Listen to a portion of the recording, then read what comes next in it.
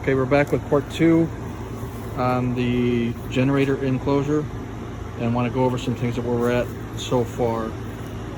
What you're looking at right now is basically the base where the rubber mulch is going to go. That will be just underneath the floor.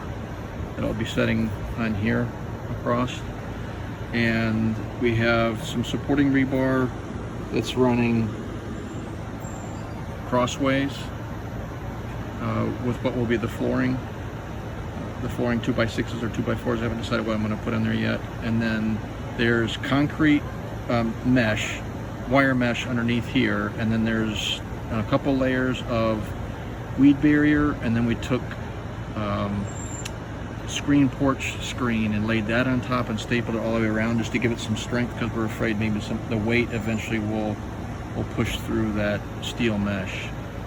So we're going to fill this basin up here basically with this rubber mulch up to even with this 2x4 here, or where the floor will be setting over. And then I've got the walls framed up over here, studded out, and I'll get those put on there and then get the floor put in. So that's where we're at so far. Just keep an eye out for part 3. See you soon.